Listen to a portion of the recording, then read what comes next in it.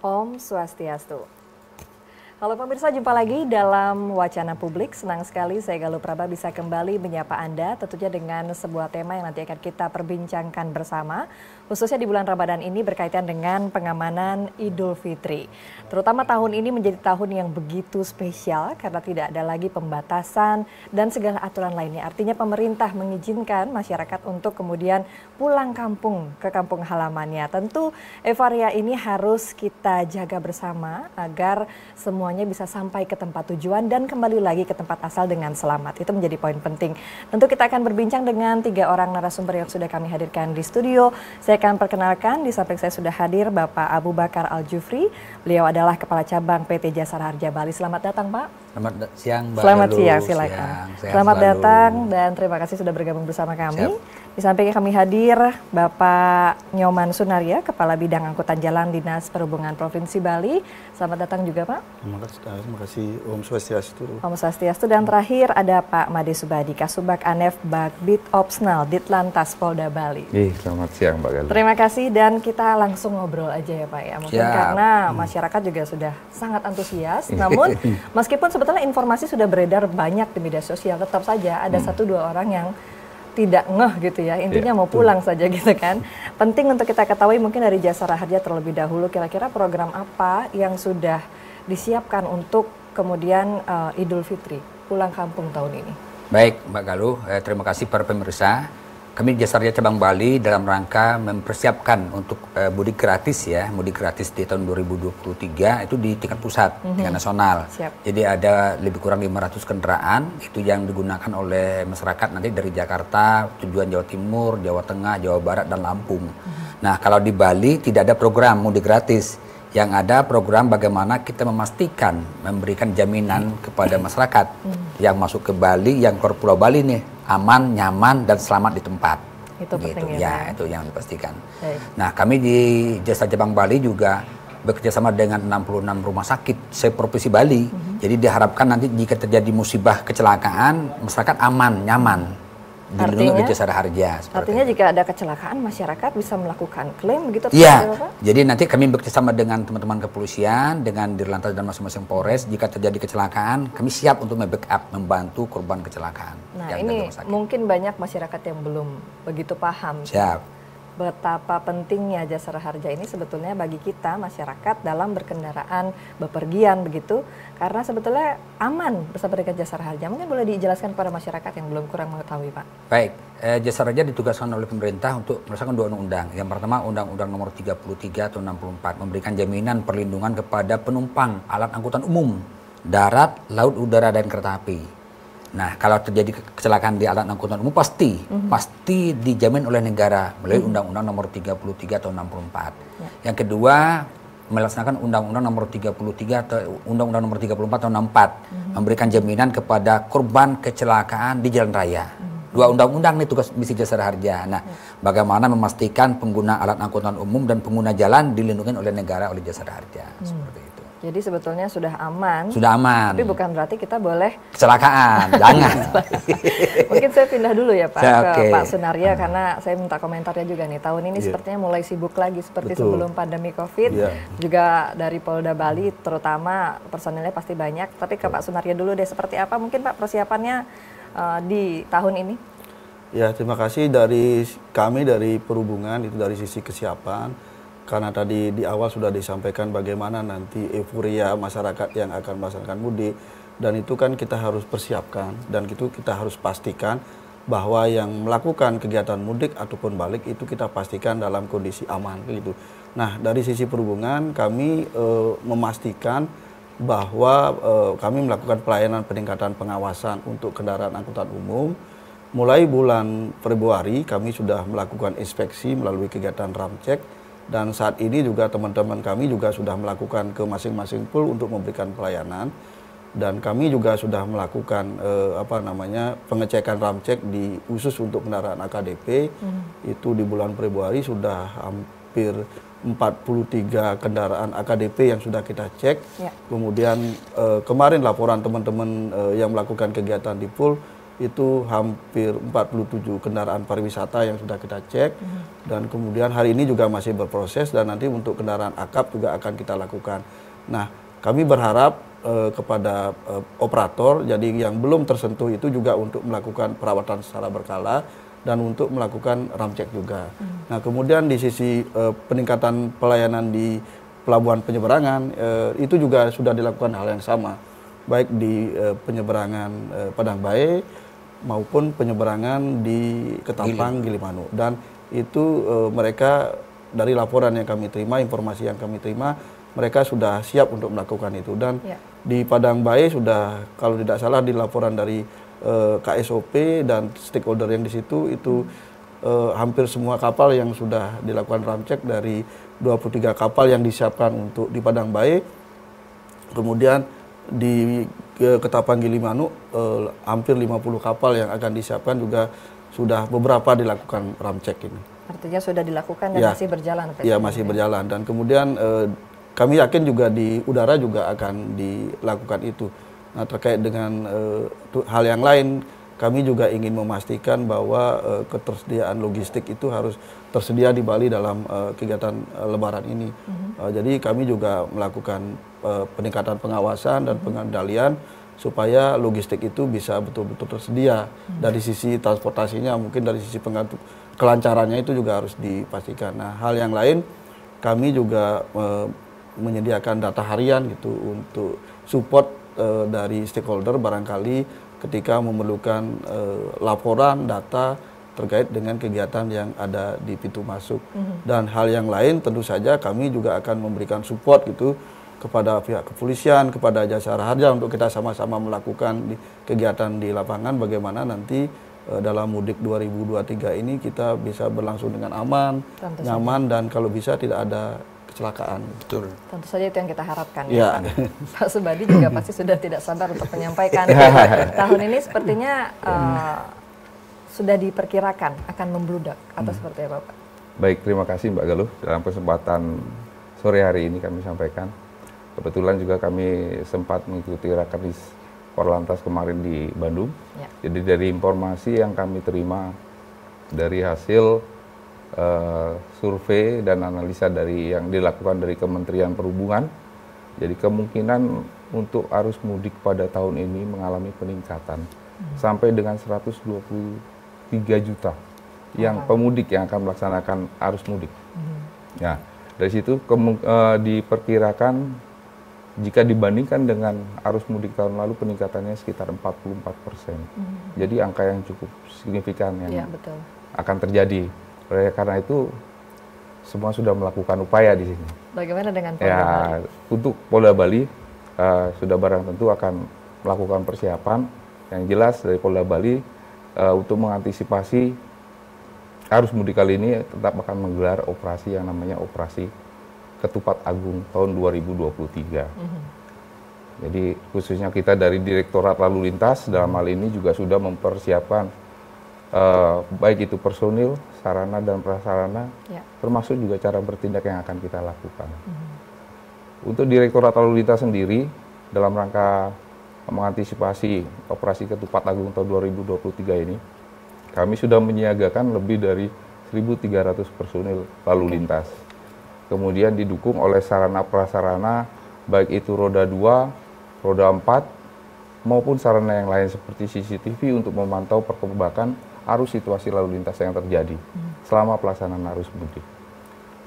Dan untuk operasi kali ini juga kita akan menggelar personil di masing-masing pos PAM. Kita akan menggelar pos PAM, posyan, dan pos terpadu.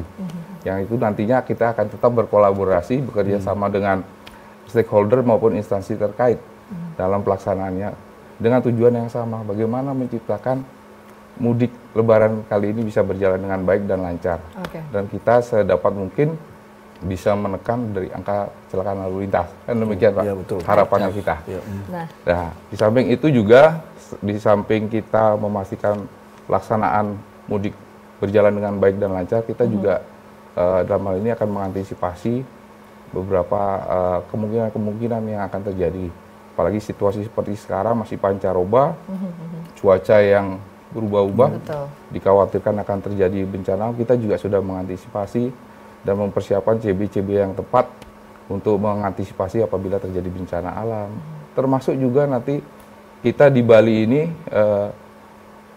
justru kebanyakan nanti pada saat arus Lebaran ini banyak yang masuk untuk menuju objek-objek Libur, wisata ya. di Bali. Jadi kita double ya. Betul. Oleh karena itu kita juga sudah mulai mengantisipasi dengan cara juga mendirikan pos-pos pengamanan di objek-objek wisata dan sudah menentukan CB-CB yang akan dilakukan. Oke, Saya rasa demikian, Mbak. Terdengar mantap persiapannya begitu ya.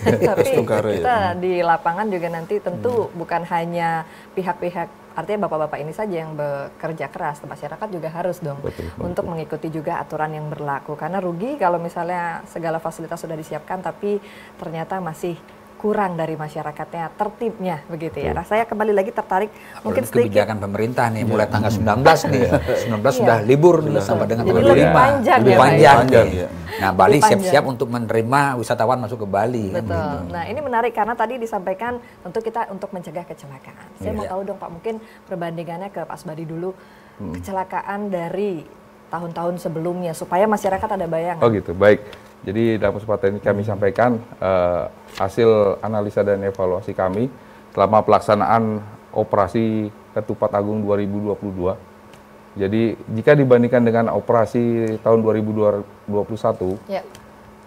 itu terjadi peningkatan kasus kecelakaan lalu lintas. Pada tahun 2021 terjadi 30 kecelakaan. Di tahun 2022 terjadi 76 kecelakaan. Dari 30 Jadi ke ada 70. peningkatan Sudah mulai rame. Iya, 120% kira-kira. Tapi aneh itu pada saat Karena sudah mulai rame. Iya. malah Karena pada saat itu kayaknya pasca pandemi 2022 masih sepi. masih sepi. Ya. 2022 udah mulai rame. Betul, ya. sudah mulai rame lagi. Oke. Termasuk juga dengan korban fatalitas. Jadi pada tahun 2021 ada 6 korban fatalitas meninggal dunia. Namun di tahun 2022 meningkat menjadi 9, naik 50%. Ya, itu yang kita harus antisipasi. Mudah-mudahan ke depan di tahun 2023 ini kita bisa menekan angka kecelakaan lalu lintas. waspadai bersama Betul, begitu ya. betul. Karena ngeri juga kalau saya dengar angkanya begitu. Betul. Peningkatannya sampai 40%. Iya. Jangan sampai tahun ini karena 123 juta Ya. jangan sampai turut naik juga begitu ya. Saya mungkin ke Pak Abu Bakar karena juga penasaran dari Jasara Harja kalau tadi kecelakaannya ya segitu, santunannya seperti apa nih Pak? Kalau boleh tahu. Selama tahun 2021 Jasa Raja menyerahkan santunan lebih kurang 33 miliar. Tahun 2021 dari Oke. Januari sampai Desember. 33 Tahun miliar. 2022 meningkat menjadi 58 miliar atau 63%. Naik Nah, juga ya. tentunya ini juga salah satu bagaimana kami memastikan di awal di tahun 2023 di awal tahun ini bergerak untuk mengurangi angka kecelakaan. Nah, tentunya nanti kami bekerjasama dengan Pak Dirlantas dan teman-teman kepolisian, Ya. bagaimana kita melakukan edukasi supaya masyarakat tidak kecelakaan di jalan raya. Kan cukup besar itu. Betul. Dari 33 miliar menjadi 58 miliar. Itu lebih kurang 63%. Nah, kami sekarang di tahun 2023 dari awal tahun kami sudah coba nih. Nanti akan melakukan edukasi dengan teman-teman kepolisian bagaimana bekerjasama dengan pihak sekolahan, dengan pihak perguruan tinggi untuk menekan angka kecelakaan. Itu yang penting ya, Iya. karena selamat itu utama. Nah, dibanding- memang gambaran saja bahwa di Provinsi Bali tercepat penyerahan santunan untuk korban meninggal di tempat. Target 3 hari, tapi kami dibeli hanya 17 jam. Tercepat di seluruh Indonesia. seluruh Indonesia. Dan tidak ada orang yang datang ke Jasa Raja untuk mengurus santunan, tidak ada lagi seperti itu. Oke, jadi itu luar biasa ya Luar untuk biasa, Bali. ya. Baik. Karena Dan memberikan pelayanan terbaik kepada masyarakat. nanti perlu juga rasanya kita memberikan informasi kepada masyarakat tentang bagaimana cara Iya. begitu kan dan juga syarat begitu untuk bisa mengajukan jikalau nanti tentu saja tidak berharap terjadi kecelakaan. Nah, seperti apa jangan kemana-mana pemirsa, nanti kita akan sambung lagi perbincangan di segmen selanjutnya, tetap bersama kami di Wacana Publik.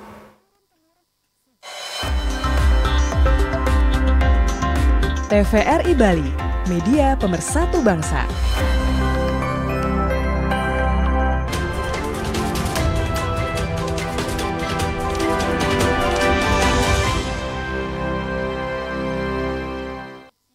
Baik, Anda bergabung kembali bersama kami di Wacana Publik. perbincangan kita masih terkait dengan pengamanan Idul Fitri, dan di segmen kedua ini kami mengundang Anda untuk bergabung pemirsa di dialog interaktif kami di 0361237706.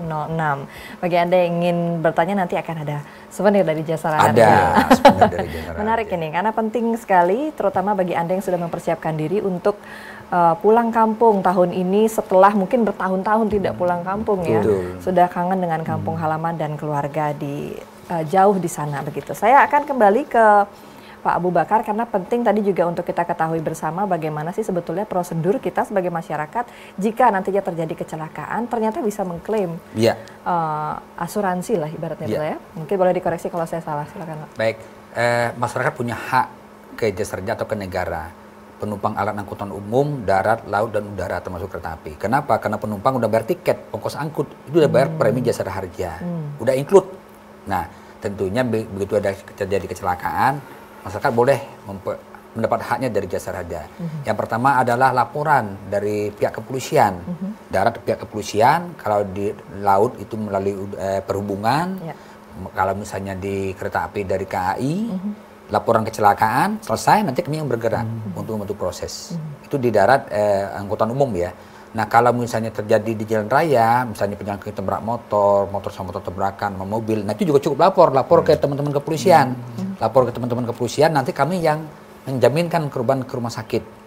Yang penting ada tabrakan berapa kendaraan, kami jaminkan ke rumah sakit. Yang tidak laka tunggal, misalnya laka tunggal naik motor nabrak tembok, nabrak anjing, nabrak pohon, itu di luar jaminan Jasara Harja.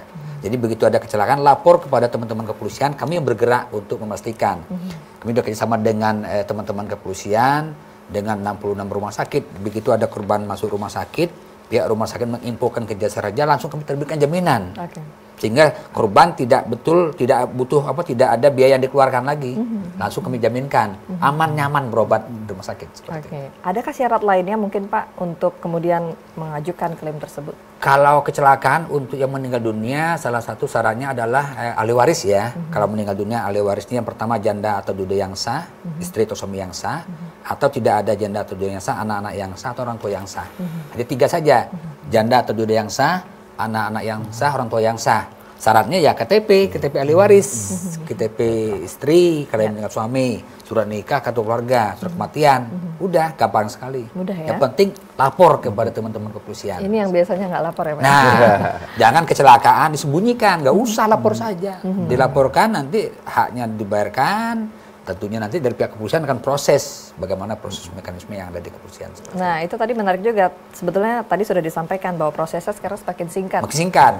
Kalau kecelakaan singkat nih, Pak. Masuk rumah sakit, LP terbit udah selesai, nggak usah ada apa-apa lagi. Kami yang bekerja. Itu ya, jadi masyarakat perlu tahu nih, penting sekali. Apalagi kalau sudah ikut angkutan umum, sudah dapat hak juga, bahkan di angkutan pribadi pun begitu, baik kendaraan roda 2 atau itu juga kena karena kita punya STNK gitu Pak? Betul, jadi yang punya motor nih Mbak Galuh, punya motor, punya mobil wajib nyamsat, jadi bayar pajak. Kalau belum bayar pajak ya nanti jasanya nggak dapat.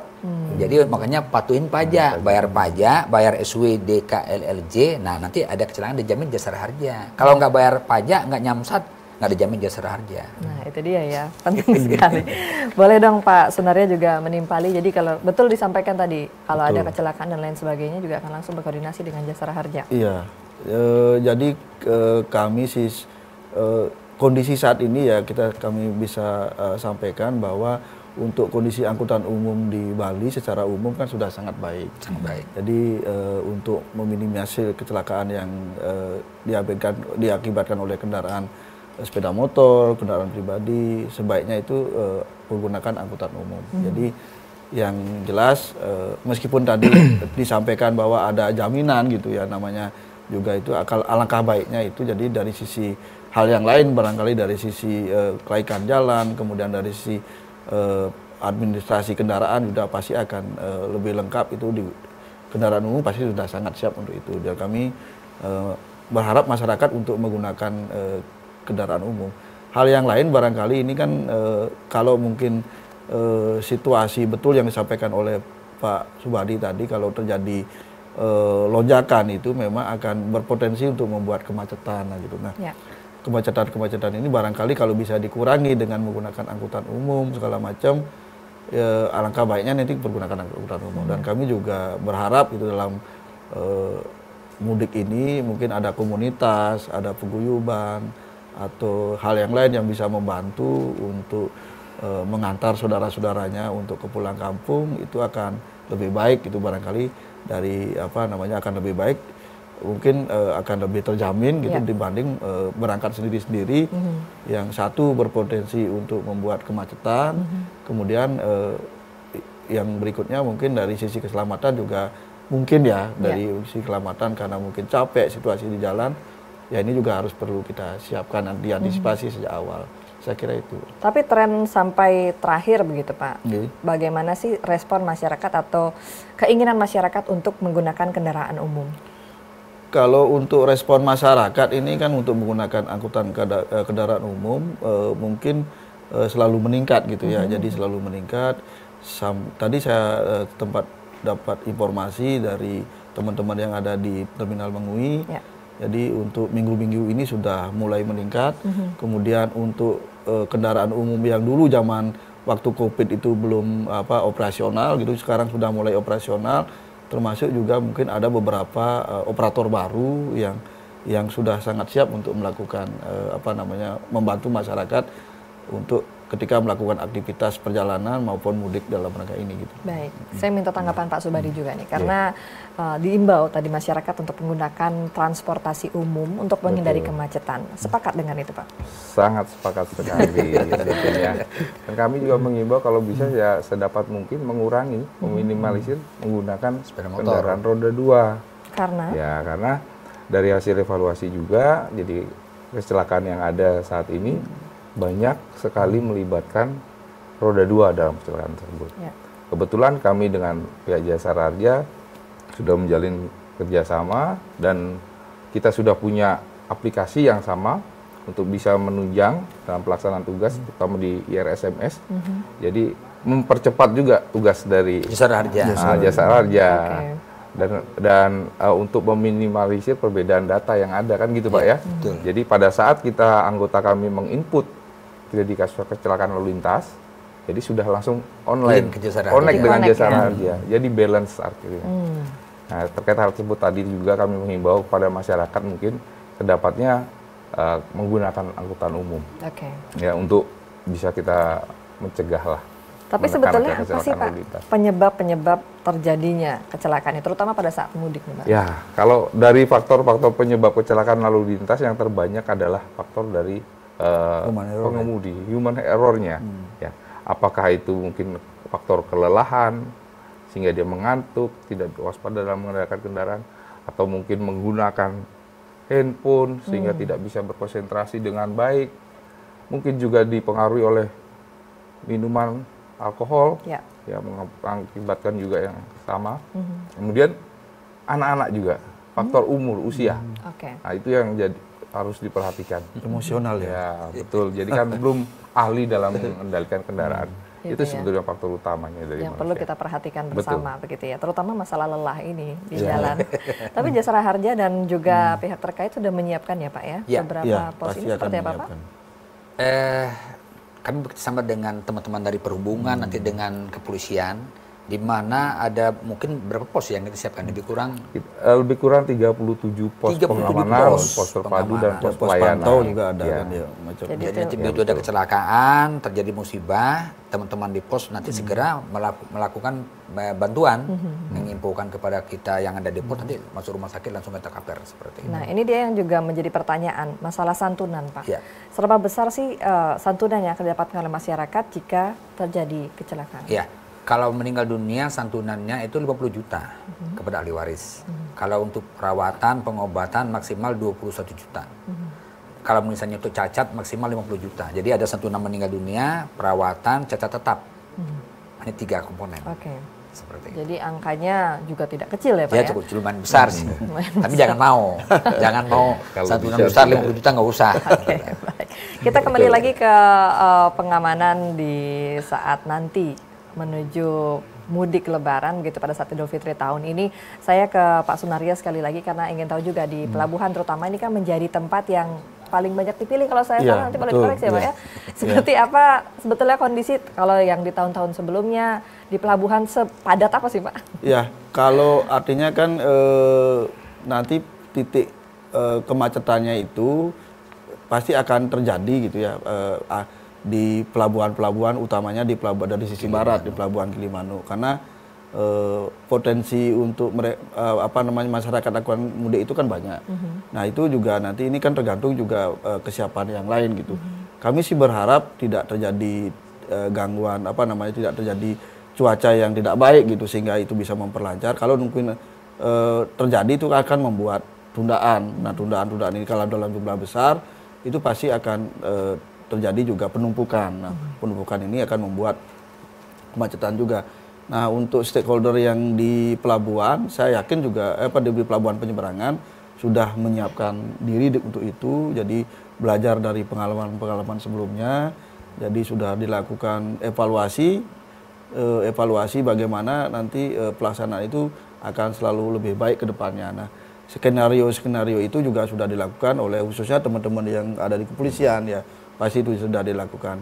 Nah kemudian yang tidak kalau dari kami mungkin secara keseluruhan mungkin ke pihak Kementerian Perhubungan juga melakukan pengaturan gitu terkait dengan khususnya untuk pengangkutan kendaraan yang dalam dimensi besar. Jadi dilakukan pengendalian. Kami juga menunggu petunjuk untuk itu, tetapi sudah dalam rapat pembahasan seperti tahun-tahun sebelumnya ada beberapa angkutan yang tidak diperbolehkan berlalu lintas pada masa Lebaran ini. Jadi biasa H-3. Tetapi mungkin melihat juga kondisi yang kita cermati hari ini kan biasanya orang juga masyarakat juga membutuhkan logistik gitu. Itu juga mungkin ada pengaturan tertentu yang biasa. Tetapi kemarin himbauan Bapak Menteri untuk ketersediaan itu supaya lebih awal disampaikan, dikirim gitu untuk ketersediaan itu. Nah, untuk rekayasa lalu lintas itu biasanya di tempat-tempat pariwisata itu khususnya kan biasanya ada rekayasa yang tertentu gitu, karena betul yang disampaikan dari Pak Subadi, mungkin pergerakan itu tidak hanya yang mudik saja, yang mereka akan datang ke Bali dalam rangka kegiatan aktivitas pariwisata gitu juga saya yakin juga pasti akan banyak. Nah ini juga perlu diantisipasi gitu. Jadi akan terjadi juga berpotensi mungkin di tempat-tempat tertentu, mungkin di kawasan Bali Selatan itu yang biasanya terjadi juga kemacetan itu gitu. Nah itu yang perlu disiapkan rekayasa lalu lintasnya gitu. Tidak bisa dihindari artinya Pak ya, kemacetan ini. Iya, betul. Mau tidak mau kita harus siap dengan itu gitu. Ya diantisipasi untuk itu dan kita juga sudah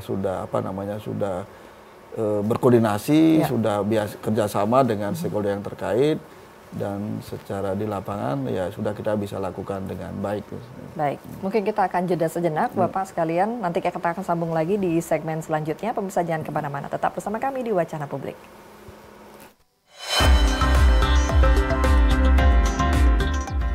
TVRI Bali, media pemersatu bangsa.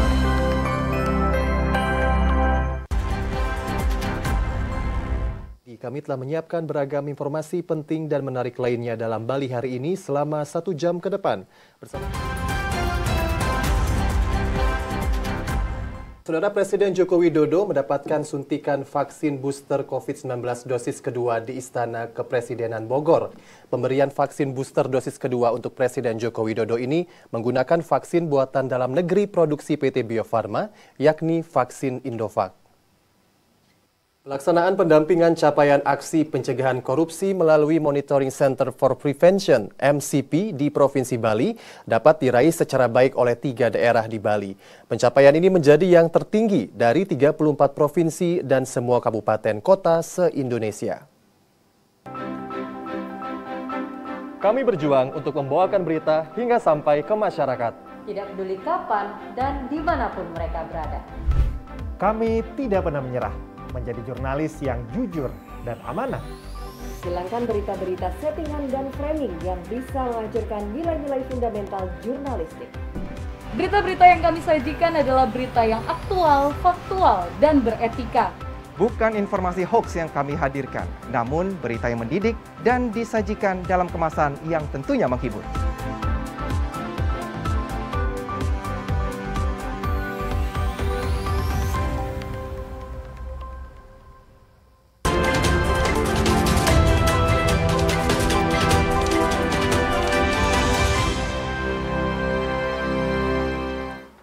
Anda masih menyaksikan Wacana Publik. Pemirsa, kita sudah dengar bersama bahwa pemerintah sebetulnya sudah melalui dinas-dinas terkait begitu sudah melakukan persiapan jelang mudik lebaran tahun ini yang tentunya sudah dinanti-nantikan oleh masyarakat. Dan penting juga bagi masyarakat untuk kemudian mempersiapkan hal-hal yang perlu dipersiapkan agar perjalanannya menjadi selamat sampai tujuan. Berikut juga dengan informasi-informasi yang sebetulnya sudah diupdate selalu ya Pak ya. Saya mungkin ke Jasara Harja terlebih dahulu Pak, terutama untuk seperti apa informasi yang disampaikan kepada masyarakat sampai saat ini melalui media sosial sudah sangat banyak ya Pak ya? Ya, jadi kami Jasara Harja kemarin melakukan pengumpulan media bagaimana memastikan agar masyarakat mudik aman nyaman. Nah nanti kami juga akan melakukan pengobatan gratis. Jadi nanti ada tempat-tempat pos-pos pengobatan yang kami siapkan. Jadi nanti masyarakat yang ingin mudik itu bisa cek kesehatan sebelum mudik ya.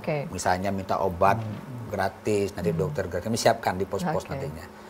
Yang berikutnya juga kami akan sebarkan spanduk himbauan keselamatan kepada para pemudik nih, hati-hati di jalan raya. Nanti ada mungkin ada 125 spanduk kami sebarkan nanti sama di seluruh Polres yang ada di Provinsi Bali. Himbauan kepada masyarakat untuk hati-hati di jalan raya.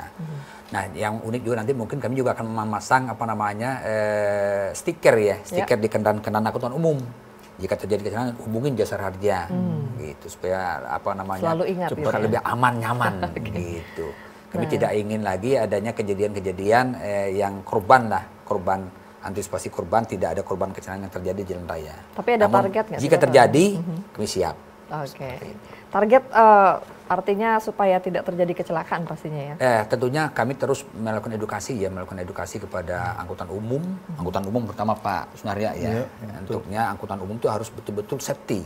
Jangan sampai para pengemudi itu ada yang minum alkohol, nanti dicek. Nah itu dia menarik. Kami akan cek nantinya. Kami akan lakukan pemeriksaan pada saat mau mudik, nanti kita cek alkohol, tes alkohol kepada pengemudi angkutan umum seperti itu. Nah itu dia, itu penting sih Pak, karena kadang-kadang orang supaya strong begitu ya. Mau cepat kan, nanti minum alkohol nih, nanti kami cek. Kalau ini salah satu terobosan ya kita keluarkan. Oke, ini menarik. Saya kembali lagi untuk rem cek tadi, karena ini juga penting ya, pemeriksaan kendaraan meskipun sudah dilakukan dan juga masih berjalan sampai saat ini. Boleh diinformasikan juga Pak, seperti apa sih kondisi kendaraan, apakah masih ada juga kendaraan-kendaraan yang kualitinya sebetulnya perlu ditingkatkan lagi? Kalau secara umum untuk kendaraan yang lintas lintas provinsi akap itu kita bisa lihat dalam kondisi baik saat ini ya. Jadi beberapa kendaraan itu kita cek sudah sangat siap untuk melakukan itu. Tetapi ini karena ini yang perlu menjadi kesadaran bersama ya. Jadi karena situasi mungkin membutuhkan kendaraan yang banyak, jangan sampai asal memilih kendaraan gitu ya. Asal memilih kendaraan dalam arti kendaraan itu tidak pernah dicek, kemudian tidak layak untuk digunakan, tidak layak jalan, dipaksa untuk berjalan, akhirnya membuat kecelakaan, apalagi sampai membuat fatalitas, meninggal dunia. Itu kan sesuatu yang tidak kita harapkan. Kami juga berharap masyarakat itu bijak gitu untuk sama-sama menggunakan kendaraan dengan kendaraan yang memang betul-betul sangat siap untuk itu. Sudah dan saya pikir terdaftar? Sudah, kalau bisa sih kendaraan yang memang betul-betul siap, artinya sudah dalam arti dari sisi administrasi sudah disamsat seperti yang disampaikan tadi, sehingga maaf ini kalau ketika terjadi misal kalau terjadi eksiden itu bisa dikatakan bisa diklaim gitu. Jangan sampai nanti seperti yang disampaikan dari Pak Abu tadi, ketika nanti tidak resmi itu tidak bisa dibayar. Nah, ini kan akan ilegal. Ya, tidak ilegal jadinya kan gitu. Jadi masyarakat juga akan dirugikan. Kemudian ketika ada klaim tidak akan bisa dibayar. Nah gitu. Jadi kami berharap masyarakat agar betul-betul untuk memilih kendaraan yang Bijak dan betul-betul cerdas siap. ya. Angkutan umum yang resmi. Betul yang menarik yang tadi disampaikan dari sisi sarana kan kita sudah cek. Nah, yang ke depan barangkali ya itu tadi untuk para driver, sopir yang akan menggunakan kendaraan itu memang harus dipastikan juga mereka dalam kondisi sehat. Kondisi yang seperti yang kita khawatirkan ada menggunakan alkohol, mabuk, mungkin narkoba juga itu kan perlu diantisipasi. Nah, ini perlu sebelum berangkat itu mereka harus mengecek kesehatan. Dan itu juga kita sudah sediakan sebetulnya gitu. Di setiap pos-pos yang dibangun, misalnya di Terminal Mengui itu akan jadi satu pos, itu juga kan ada tempat pemeriksaan. Dari Jasa Raja juga sudah menyiapkan. Kemudian dari kesehatan juga menyiapkan, dari tim juga sudah menyiapkan, kan silakan dipergunakan itu dengan dimanfaatkan sebaik-baiknya untuk memastikan itu tadi bahwa mudik ini bisa berlangsung dengan aman, nyaman gitu. Nyaman dan selamat gitu. tentunya ya sampai tempat tujuan. Nah, ini menjadi menarik karena pastikan untuk menggunakan kendaraan umum yang memang sudah sesuai standar dan sudah bayar juga supaya nanti bisa diklaim. Tapi setelah sampai saat ini banyak Pak kasus-kasus kendaraan yang belum tersamsat, kemudian terjadi kecelakaan sehingga tidak bisa dibayarkan santunannya. Masih ada masyarakat pengguna alat angkutan umum, bukan angkutan umum nih, angkutan ilegal. Misalnya trepel yang plat hitam, yang liar, nah itu jangan. Kalau misalnya yang tidak terdaftar di Dinas Perhubungan, di teman-teman kepolisian, jangan digunakan. Nanti kalau kecelakaan nggak ada jaminan dari negara, dari Jasa Raja. Nah, tentunya kami himbau juga kepada masyarakat yang ingin mudik, gunakan angkutan umum yang resmi. Yang resmi pariwisata. Platnya warna nopolnya warna kuning. Kalau warna kuning itu pasti. Tapi kalau warnanya hitam pribadi jangan naik. Gitu. Kalau naik nanti terjadi kecelakaan tidak ada jaminan dari negara, dari Jasa Raja. Sayang kan gitu loh. Betul. Ya. Dan tadi dia aman, sampaikan nyaman juga harus diperhatikan juga angkutan umum yang digunakan. Betul. Baik. Dan tadi Giri sampaikan bukan hanya pemudik begitu tapi juga masyarakat yang ingin berlibur ke Bali ini juga akan menjadi atensi begitu ya dari dinas terkait. Nah, pertanyaan juga nih Pak bagi mereka mungkin yang bukan tinggal di Bali. Jadi santunan ini akan berlaku bagi seluruh rakyat Indonesia atau berdasarkan wilayah, Pak? Seluruh warga negara yang ada di NKRI, termasuk juga warga negara asing. Kan di Bali sering banyak nih WNA yang naik motor di Bali, kecelakaan, ya dijamin Jasa Raja juga. Tapi memang ya kita coba memastikan dulu jangan sampai yang mabok naik motor mabok, boleh nggak pakai helm, karena negara juga nggak jaminkan. Tapi kalau sudah menggunakan helm, sudah menggunakan standar, sudah ada SIM juga, ya terjadi musibah kita jamin juga. Sudah ada lebih kurang 7 orang ya turis yang kecelakaan di Provinsi Bali kami bayarkan. Oh baik. Ya. Meninggal dunia. Ada juga ya, Pak? Ada yang meninggal dunia. Meninggal dunia juga, Pak. Turut berduka kalau begitu. Dunia juga WNI-nya di Bali. Oke, baik. Dan tadi disampaikan untuk mitra rumah sakit begitu yang bekerja sama dengan Jasa Raja, ada berapa tadi, Pak? 66 rumah sakit, hampir semua rumah sakit yang ada di Provinsi Bali. Baik. Nah, begitu kecelakaan, langsung masuk rumah sakit, kami kerjasama dengan pihak rumah sakit, pakai grup WA. Begitu ada masuk rumah sakit, diinfokan ke Jasa Raja, kami cek ke teman-teman kepolisian, ada LP, kami jaminkan. Sehingga masyarakat dan keluarga tidak perlu bayar. Langsung di-cover oleh Jasa Raja ke rumah sakit. Dan yang penting adalah covernya luas jangkauannya. Jadi rumah sakit yang penting lapor. Kalau nggak lapor, ya haknya hilang. Tidak perlu pilih rumah sakit ya Pak? Semua rumah sakit kami cover juga Baik, saya pindah sekarang ke Pak Subadi begitu karena dari polisi juga memegang peranan yang penting. Personilnya 1.300 ya Pak ya? Iya, lebih kurang 1.300 personil kita persiapkan. Di Telantas khususnya, Di Telantas khususnya. Nah, apakah ada nanti, tadi kan disampaikan juga akan ada rekayasa-rekayasa seperti itu dan lain sebagainya. Untuk menghindari kemacetan ini betul-betul tidak bisa dilakukan ya Pak ya? Kecuali masyarakat seperti apa gitu mungkin misalnya. Ya. Terima kasih Mbak Galuh. Jadi seperti kita ketahui perkembangan dinamika situasi arus lalu lintas saat ini, terutama objek-objek wisata. Jadi mudik aja rame ya? Bukan hanya mudik saja. Ya. Jadi objek-objek wisata ini kan masih jadi sasaran dari para wisatawan. Seperti kita ketahui situasi saat ini yang terjadi di wilayah Kuta Utara, itu juga sudah jadi perhatian kita. Jadi kita juga secara rutin menggelar personil di lapangan untuk menertibkan dan melancarkan arus lalu lintas. Jadi keberadaan kita di lapangan diupayakan ada di lapangan untuk melakukan pengaturan demi kelancaran lalu lintas. Nah ini menarik juga, ketertiban masyarakat. Betul. Semakin kesini semakin seperti apa sih Pak? Ya kalau ke depan ya mudah-mudahan harapan kita, makanya itu kita mengimbau juga selalu kepada masyarakat untuk selalu mari kita sama-sama meningkatkan kesadaran berlalu lintas guna menekan kembali kepadatan lalu lintas maupun kecelakaan lalu lintas itu sendiri. Padahal hal-hal yang menjadi garis bawah, simple, namun tidak dilakukan minimal menggunakan helm saja ya Pak ya. Terutama untuk anak kecil nih, biasanya betul tidak Pak? Betul, jadi hal-hal demikian jadi perlu sekali pengawasan dari orang tua.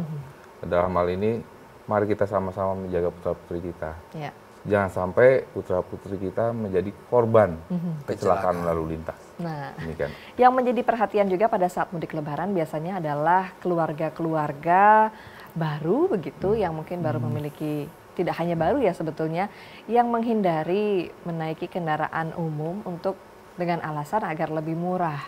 Sejatinya benar demikian tidak sih? Mungkin saya ke Pak Sunaria Pak, karena saya lihat ya kalau mudik yang ada di TV itu adalah gambar-gambar orang naik motor dengan tas tambahan di belakang yang sebetulnya itu boleh nggak sih Pak?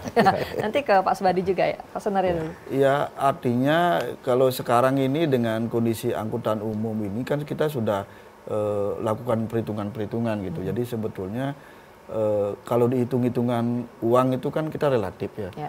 Daripada mungkin kecelakaan juga akan membuat biaya yang mahal gitu. Kemudian misalnya kurang istirahat juga dan yang lainnya. Jadi kalau mungkin angkutan umum ini kan sudah kita hitung. Jadi mungkin kalau kita hitung-hitungan biaya kan nggak terlalu mahal banget sih gitu. Nggak mungkin artinya kalau terjadi kenaikan itu kan di dalam mudik ini kan sesuatu yang wajar. Tapi sudah dihitung betul batas atasnya gitu. Jadi nggak mungkin, dan itu kita pantau juga gitu. Nah, kalau dan biaya juga keamanan. Biaya itu mungkin sangat kejangkau lah dengan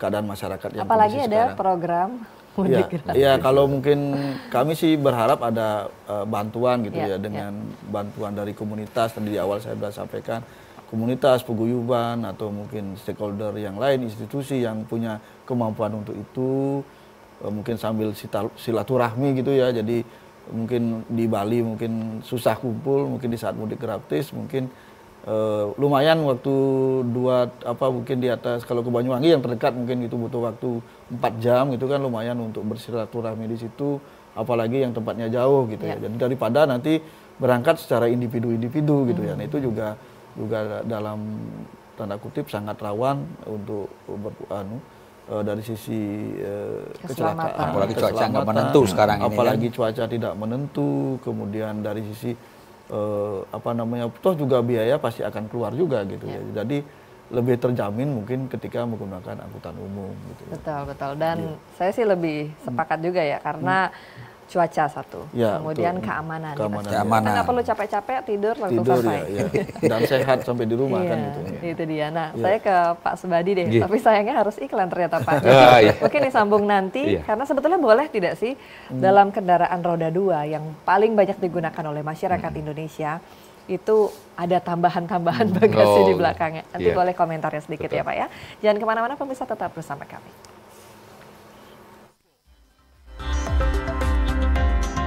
TVRI Bali, media pemersatu bangsa.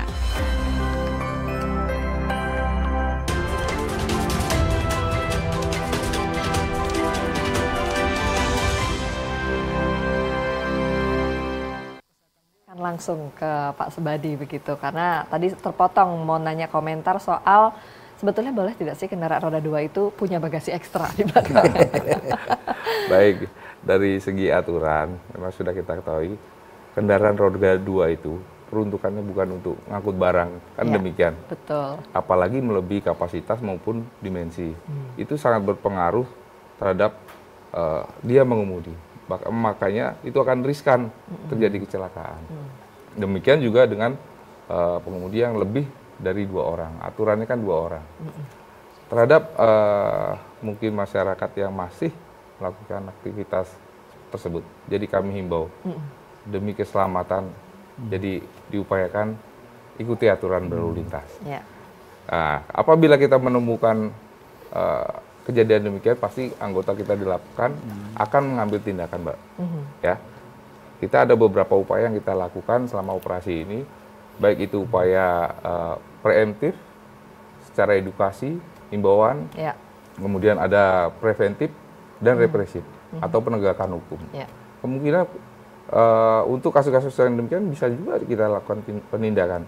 Tetapi kembali lagi penindakan itu bukan hanya dengan tilang, tetapi ada juga dengan teguran tertulis maupun lisan. Yang jelas kita pasti akan memberikan teguran demi keselamatan kita bersama. Intinya negara plus 62 ini aturannya sudah ada. Iya, betul. Tapi masyarakatnya mungkin harus lebih banyak baca nih kayaknya. Nah, saya mungkin pindah ke Pak Abu Bakar juga, karena tadi rupanya pada saat off air kita sempat ngobrol juga bahwa Jasara Harja punya data juga nih, ternyata soal santunan-santunan yang diberikan kemarin, khususnya secara spesifik kepada usia berapa saja, kendaraan apa saja. Boleh mungkin Pak? Data yang ada di Jasara Harja, santunan itu diserahkan rata-rata usia produktif, usia sampai dengan umur 35 tahun, 40 tahun. Yang paling banyak adalah usia produktif itu mungkin lebih kurang ada sekitar 70% ya, 70% usia produktif. Padahal masih kuat gitu ya. Masih pelajar, jadi kepala rumah tangga. Ini kan memprihatinkan ini. Jadi katakanlah pelajar atau kepala rumah tangga yang mengalami kecelakaan, tentunya kan tulang punggung keluarga. Sehingga keluarganya nanti jadi terbengkalai, jadi miskin. Nah, tentunya ini juga cukup memprihatinkan. Jadi kami masih menghimbau kepada orang tua lah, pertama keluarga ya. Biasanya anak-anak yang masih SMP, SMA ke sepeda motor, kecelakaan, akhirnya kan dia sia-sia gitu loh. Tentunya ya dilakukan mitigasi oleh keluarga, jangan sampai anak-anak yang masih SMP dikasih sepeda motor, ya akhirnya kecelakaan. Nah ini kan memprihatinkan nih, padahal adalah generasi muda nih yang masih pelajar itu naik motor kecelakaan. Apalagi diizinkan mudik jarak jauh. Nah, apalagi mudik cukup jauh seperti ini. Nah tentunya kami terus melakukan kerjasama dengan teman-teman dari teman-teman kepolisian, melakukan edukasi ke sekolah-sekolah juga, ke SMP dan SMA, untuk mengingatkan tidak memberikan sepeda motor kepada pelajar. Namun ya orang tua tetap mengasih. Malahan sepeda motornya nggak di sekolahan, sekolah nggak boleh, diparkirkan di rumah-rumah tetangga gitu kan. Nah ini memprihatinkan gitu loh. Tentunya ya harus ada dari dorongan dari keluarga. Dan rata-rata juga pelajar pengguna sepeda motor itu adalah yang kecelakaan dia, nggak pakai helm, lawan arus, nerobos lampu merah. Ini yang paling banyak kasus-kasus seperti itu. Tentunya ini juga menjadi perhatian kita bersama, bagaimana mengurangi angka kecelakaan terhadap pelajar-pelajar. Baik, berarti himbauannya sekali lagi Pak untuk masyarakat, terutama di akhir segmen ini. Ya, tentunya jangan memberikan sepeda motor kepada anak di bawah umur, ya, yang masih SD, SMP, janganlah. Yang kedua, pastikan menggunakan helm, menggunakan keselamatan di jalan raya. Nah, khususnya untuk jangan mudik nerobos lampu merah. Jangan juga ugal-ugalan di jalan raya seperti itu. Nah, yang terakhir bayar pajak, samsat. Jangan ngenyamsat. Nggak samsat, nggak pernah bayar pajak, pajaknya motornya mati pajak, bodong di jalan raya, kecelakaan. Pengen dapat santunan Jasara Harja negara, nggak bisa lah. Tentunya harus lakukan tertib, taat, bayar pajak juga. Bayar pajak taat, nanti ada santunan dari negara, dari Jasara Harja. Kecil sekali. Sepeda motor itu hanya Rp35.000 per tahun kok. Nah, meninggal dunia 50 juta diberikan oleh negara. Dan jangan lupa lapor. Kecelakaan. Kecelakaan jangan disembunyikan, lapor lah teman-teman kepolisian supaya haknya dapat dari Jasara Harja dibayarkan santunan. Itu ya Pak ya. Pak Sunaria, karena ini penting juga di pelabuhan terutama. Iya. Artinya dalam kegiatan mudik ini kami berharap untuk kelancaran, karena kelancaran ini akan sangat berpengaruh terhadap keselamatan. Jadi kepada mereka yang akan melakukan aktivitas baik mudik maupun berwisata, mungkin membiasakan untuk memanage waktu gitu. Jadi memilih waktu perjalanan, kapan harus berjalan, situasinya harus dihitung betul. Kenapa? Ketika itu kita tidak lakukan, nanti akan menjadi emosional di jalan gitu. Nanti kalau ketika emosional di jalan, bisa jadi juga akan menjadi ngebut, berpotensi juga membuat kecelakaan. Kemudian, nah sekarang selalu update informasi gitu ya. Jadi sekarang kan sudah banyak teknologi melalui media sosial terkait dengan situasi yang terjadi, misalnya di Pelabuhan Gilimanuk, situasi di jalan selalu update informasi. Jadi titik-titik macet itu perlu di-update info gitu, termasuk juga yang rawan yang lainnya gitu, misalnya rawan kecelakaan, termasuk juga rawan bencana. Kemudian yang berikutnya kami berharap juga masyarakat itu memahami waktu-waktu tertentu kapan misalnya terjadi macet gitu. Jangan memaksakan diri gitu. Kalau sudah tahu macet jangan dipaksa untuk melakukan kegiatan, melakukan perjalanan. Jadi pantau itu selalu nanti akan, gitu ya. ya. Jadi gitu. Kemudian yang terakhir barangkali yang gunakan angkutan umum gitu ya. Jadi gunakan angkutan umum yang kita sudah siapkan. Ya. Supaya lebih terjamin untuk dari sisi keselamatan dan yang lainnya gitu. Baik. Terakhir Pak Subadi, singkat saja. Jadi dalam kesempatan ini kami selalu menghimbau dan tidak bosan-bosan untuk menghimbau pada masyarakat semua pengguna jalan untuk kita sama-sama lebih tertib berlalu lintas. Karena kecelakaan yang terjadi saat ini itu diawali dari pelanggaran. Oleh karena itu saya mengharap dan menghimbau mari kita sama-sama untuk tertib berlalu lintas. Demikian, Mbak. Baik, terima kasih banyak Pak Subadi, Pak Sunarya, dan juga Pak Abu Bakar untuk waktu dan informasinya hari ini. Saya ucapkan selamat bertugas dan semoga tetap sehat untuk semua personilnya. Semangat. Dan juga untuk masyarakat, mudah-mudahan apa yang tadi kami sampaikan bermanfaat untuk pemirsa di rumah. Seperti yang disampaikan oleh Bapak-Bapak tadi, penting sekali untuk tertib, kemudian mungkin lebih memilih kendaraan umum dan juga memastikan untuk membayar pajak kendaraan agar siap pulang kampung dengan selamat dan aman. Akhir kata, saya Galuh Praba dan seluruh kru izin pamit undur diri. Sampai jumpa pada program Wacana Publik edisi selanjutnya. Kita tutup dengan Parama Santi. Om Santi Santi Santi.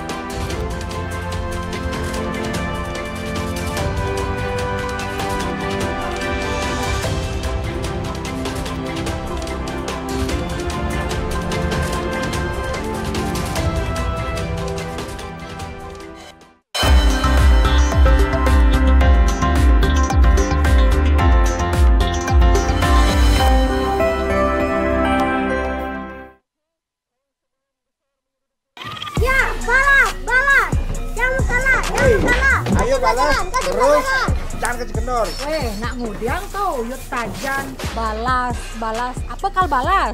Ayo Bu, balik sinetron. Namanya Gargen, seru nih Bu. Beh, Ramadan tayangan tidak mendidik karena mengandung unsur kekerasan, apa buin pebalik aja anak-anak di bawah umur. Mereka gampang meniru tayangan Ani Cadok itu dadi laporan ke KPID Bali. Adi gawasan Pak, saja gitu. Benar, KPID selalu mengingatkan TV dan radio untuk membuat siaran yang sifatnya mendidik dan berpedoman pada P3SPS agar menuju penyiaran Bali yang sehat, sehingga masyarakat menjadi cerdas dan bermartabat.